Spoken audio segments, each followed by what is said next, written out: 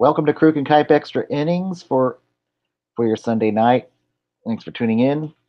We will have a little bit of a change next week in our scheduling since next Sunday is the Super Bowl. Next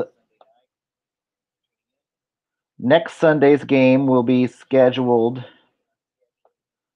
Next Sunday's show will instead be aired on Monday due to the Super Bowl next Sunday. And tonight we are going to be talking about something in the news that is sensitive in nature, so you've been warned when I get to that subject later on tonight. But the hot stove is starting to warm up, and believe it or not, we are 2 weeks away from players reporting for spring training, as we are now getting into the month of February next week, so spring training is not too far behind. And beginning February 18th, we are going to start the divisional previews. So we'll have some good subjects coming up. We're going to be talking the minor leagues next week. And then tonight also we're going to talk a little bit of San Jose Sharks hockey. So a lot to talk about tonight. Start off with the signings and trades from this week. The Chicago White Sox signed Chris Volstad, TJ House, and Matt Skoll to minor league contracts in spring training, and a what up to Von Hook. That's our first signing from this week. The Houston Astros claim Buddy Boshers off of waivers from the Minnesota Twins. And we'll see that gives the Astros some depth on for lefties out of the Astros bullpen, besides Tony Sipp, who wasn't that great. But I wouldn't be surprised if the Astros go out and add a Tony Watson or Fernando Abad before the season starts.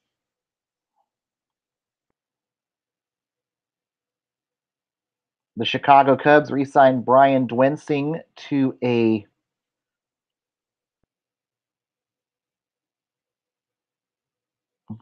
two-year contract. It'll be a 2-year, $7 million contract.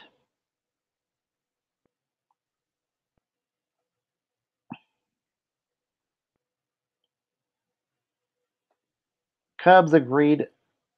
Yeah, that's good. We're gonna be talking about the All-Star game a little bit. Von Hook, so hang in there. Cubs agreed to sign Chris Jimenez to a minor league contract. The Diamondbacks signed Fernando Salas to a minor league contract, who has struggled the last 2 years out of the bullpen and hopes to get back on track in Phoenix next year. San Diego Padres signed Alan Craig to a minor league contract, and he's hoping to get his career back on track with the Padres next year. And he hasn't been seen in the majors since 2015, so I wish him a lot of luck at trying to make the opening day roster with the Friars. The Diamondbacks agreed to a minor league deal with pitcher Chris Medlin, and he would get $1 million if he's able to crack the opening day roster. He returned to the Braves last year, but struggled in AAA last year, and I think Medlin could be one of those guys maybe who could benefit from pitching out of the bullpen next year. So he could be a good bullpen option, maybe a swingman out of the pen for the D-backs if Medlin can do well in spring training. And speaking of signings for the Diamondbacks, they also signed Antonio Bastardo to a minor league contract for $1.5 million. And Bastardo did not have that great of a year last year. So we'll see if Bastardo can crack the opening day roster with the Diamondbacks next year. The Detroit Tigers signed Alexi Amarista to a minor league contract with an invite to MLB camp. Last year spent last season with the Rockies and declined his club option last year and bought him out for 150K. So that he might be some depth help for the Tigers next year.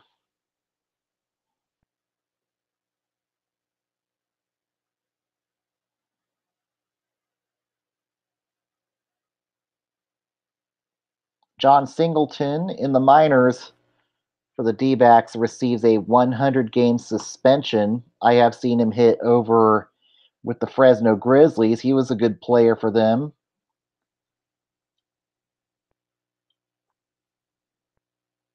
And this was his third positive test, so he's likely not going to be playing in AAA, playing baseball next year. But he only slashed a buck 68 in the minor in Houston last year. And then he went back to AA last year, barely surviving over the Mendoza line. He drew walks, but I just think that this is going to be the end of the line for John Singleton. And I think the Astros will likely release him after his suspension is up.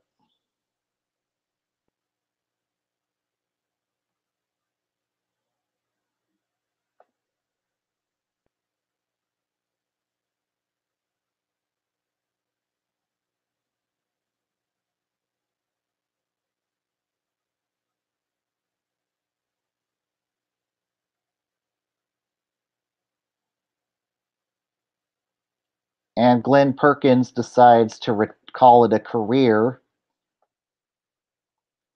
And I think this was a smart move by Glenn Perkins. His last couple years have been ravaged by injuries, but he was a good starter for a while, and then he flamed out as a starter after 2010 and was brilliant out of the bullpen as a closer for 5 years.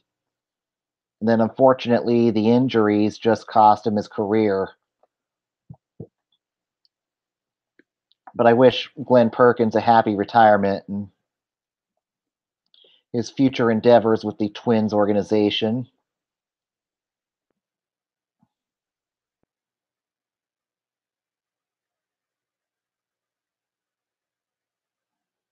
And the Royals sign Ryan Goins to a minor league contract.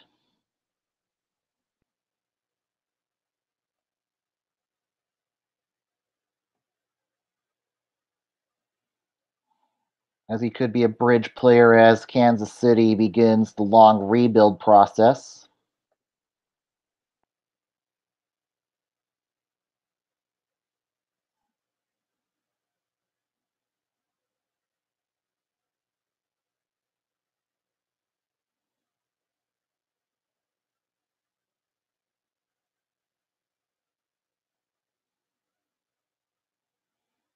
The Cubs signed Mike Freeman, Kyle Ryan to minor league contracts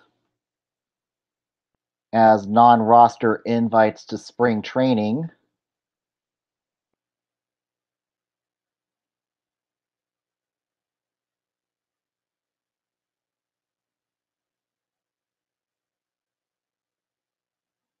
And now on to one of the bigger stories from this week. The Brewers acquire Christian Yelich in a trade with the Miami Marlins, and the Marlins receive Lewis Brinson, Monty Harrison, and Eason Diaz, and Jordan Yamamoto.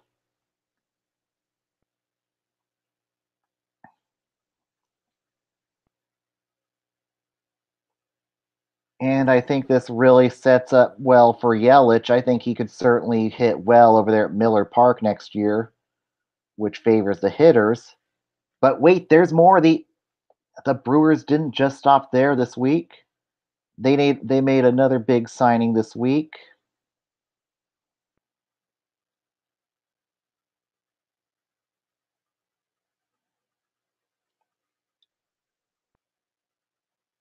as they also signed Lorenzo Cain to a 5-year, $80 million contract. And this makes Milwaukee a threat with Braun, Yelich, and Kane as your outfield. And Kane is certainly a guy who can definitely hit some dingers over there at Miller Park. So this is a really good outfield setup now for the Brewers. And that could likely make Domingo Santana and Keon Broxton expendable as they maybe look to acquire a pitcher before the deadline, acquire a pitcher before spring training starts.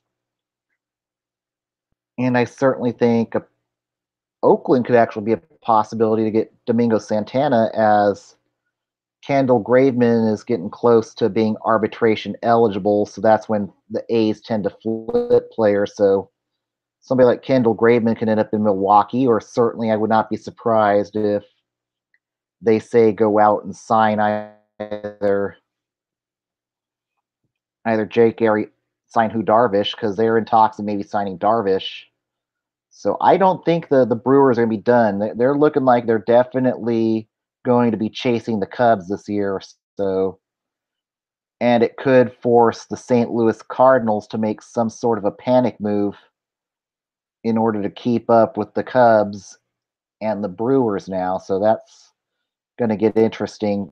See, I wouldn't be surprised now with the Cardinals counter by signing Jake Arrieta or possibly Mike Moustakas as we get closer to, as we said, we have 2 weeks left before players start reporting for spring training. So I really expect this type of desperation activity to really start picking up here in the next couple weeks. And then the Orioles acquire Angel Vielma from the Giants for cash considerations or a player to be named later.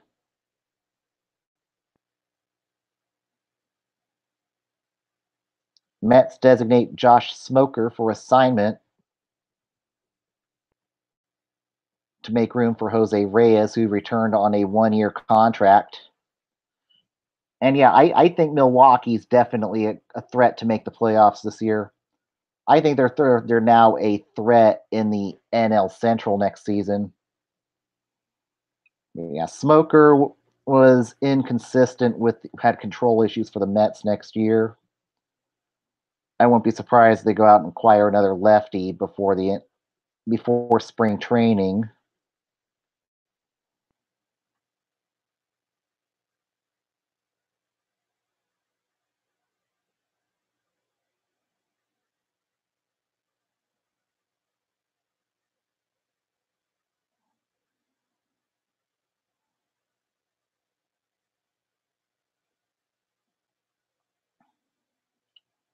And the White Sox signed Xavier Cedeno to a minor league contract with a spring training invite.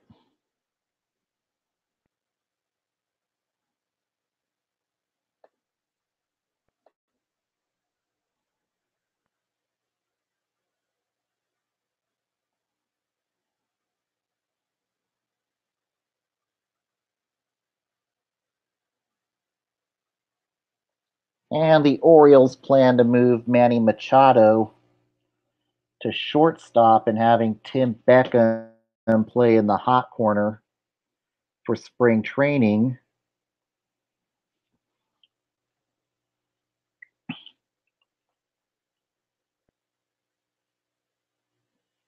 But I don't know. I highly doubt we see Manny Machado finish the season in Baltimore, as they're probably going to be tearing it down to the bolts if they don't get some pitching here. And the Brewers release Wei Chung Yang to pursue a Korean baseball organization opportunity. So I wish him a lot of luck out in Korea.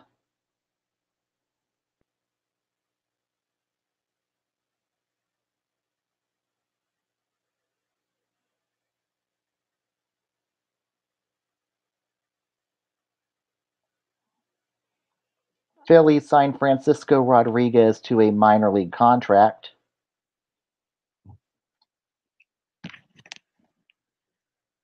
And he certainly could be one that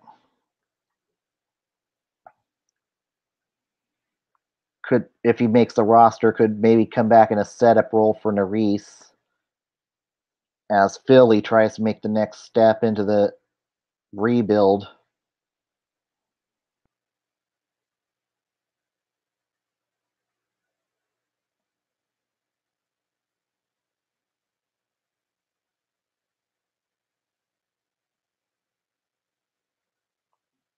And it looks like Keon Broxton still has options. So he'll have one last option year. But I think he'll be likely traded somewhere.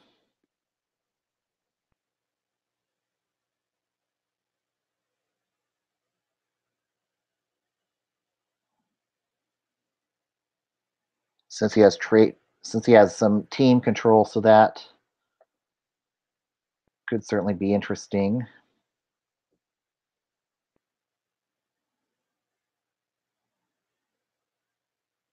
And the Diamondbacks signed Neftali Felice to a minor league contract. And Felice could be an option to help fix the bullpen issues.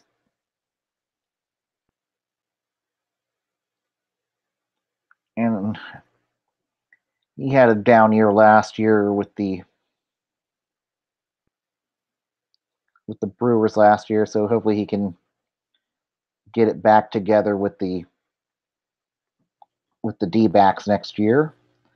And in Giants news, Giants sign Austin Jackson to a 2-year, $6 million contract, and he will likely start the year in center field. He might platoon with Gorkis Hernandez, I think. That's going to be your outfield next year. I think it's going to be Hunter Pence in left, Austin Jackson in center, Andrew McCutchen in right, and you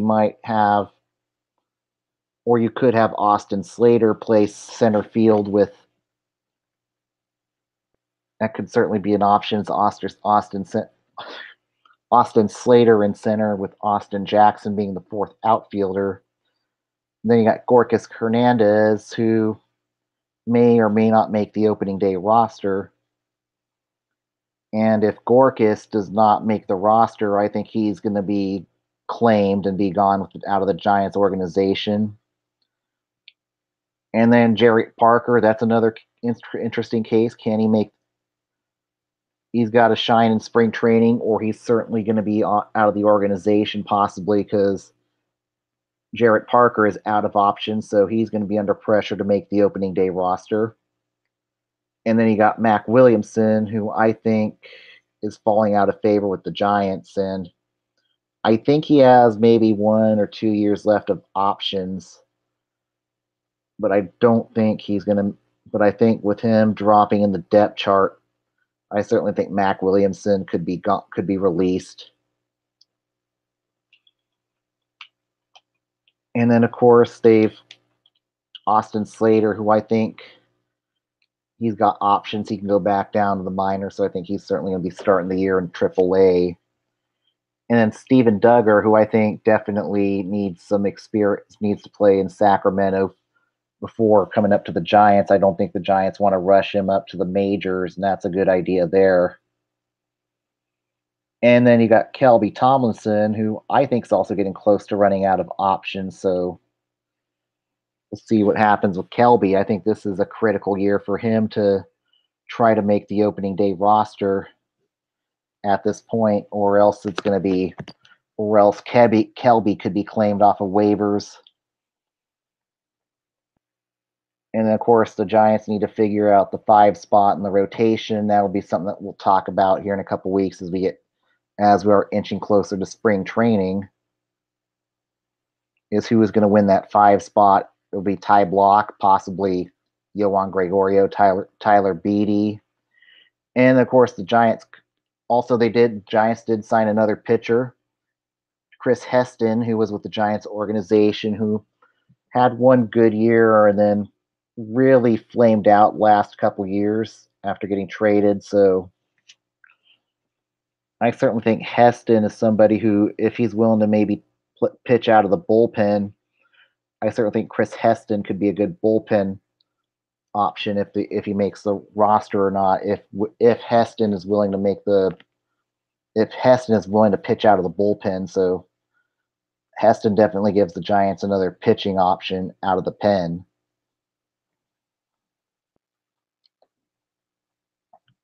And then that will conclude it for that. Now on to other news that's kind of sensitive in nature and stuff tonight. As you've seen on the news with the Michigan State scandal,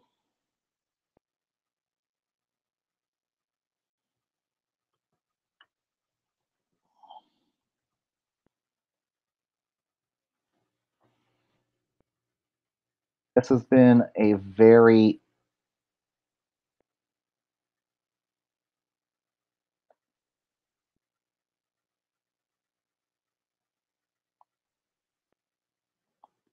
this has been, I think, the worst mismanagement I have seen in sports history.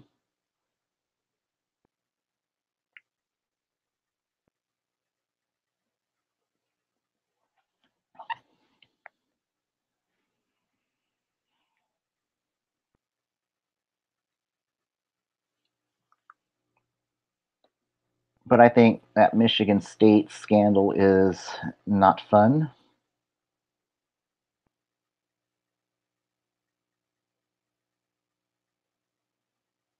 But yeah, Larry Nasser with the sex abuse scandal with the women's Olympic gymnastics team, that was not good. And then it caused some resignations from Michigan State with the athletic director Mark Hollis resigning and the Michigan State president resigning.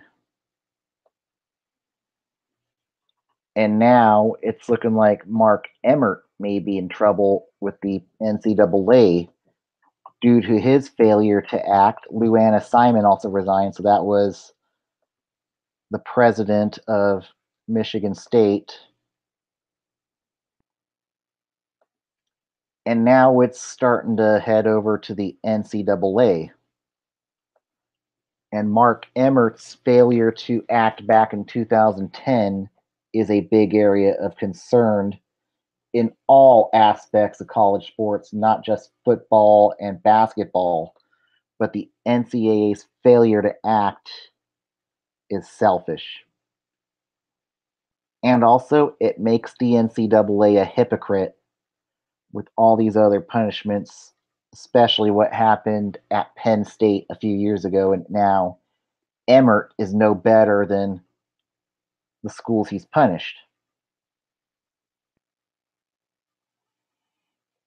At this point, Mark Emmert should not be allowed to continue as the president of the NCAA.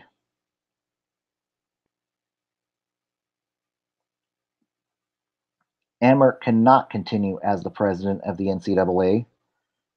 If he does not step down as the president of the NCAA, I definitely think the Board of Governors should remove him as the president of the NCAA. There is no reason why they didn't investigate this back in 2010 when he was first alerted about it. And also, it might be time for the federal government to to investigate the NCAA as a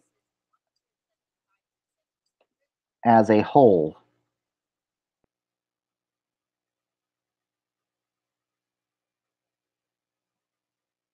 But the NCAA letting it go is just as bad as what happened at Michigan State and what happened at Penn State.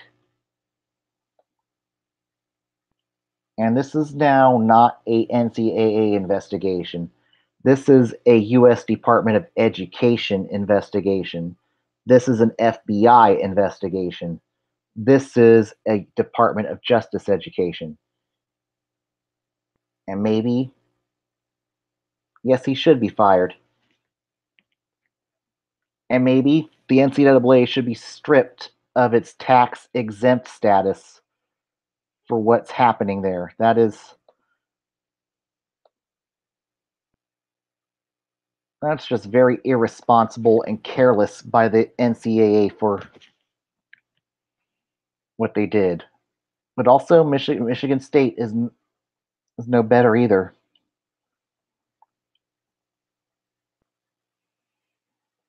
But I don't think a death penalty should. I think that the school might need to be shut down because this is a blanket issue. This is not just one program.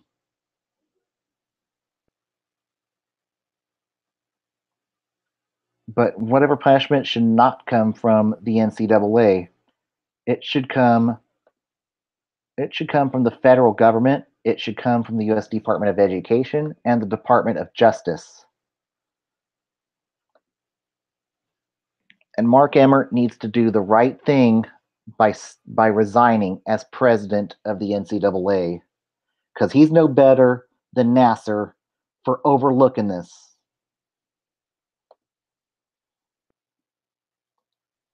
There we go. And there's my feelings, and it hurts. It also hurts all sports in NCAA if you cannot trust the NCAA in a time of need. It really puts a black eye at a time when you have March Madness coming up and the Olympics coming up, and this could really hurt the ratings because of the scandal.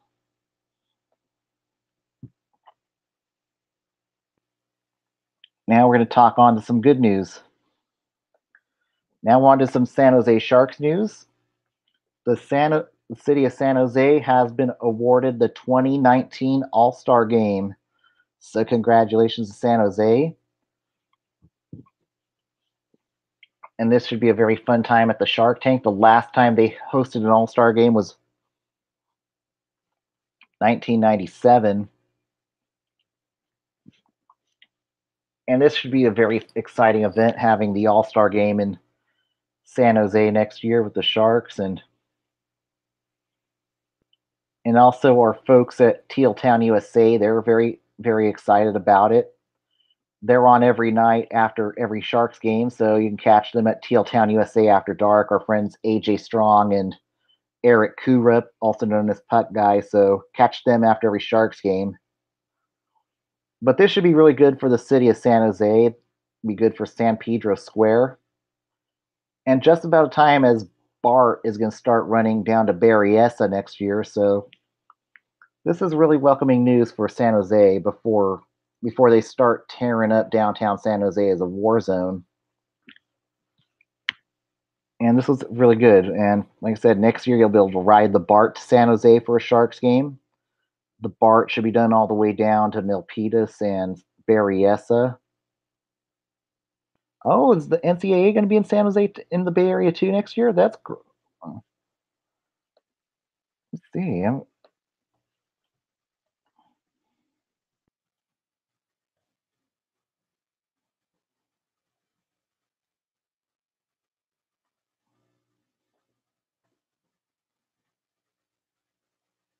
Oh yeah, you're right, Von Hook. Thanks for pointing that out.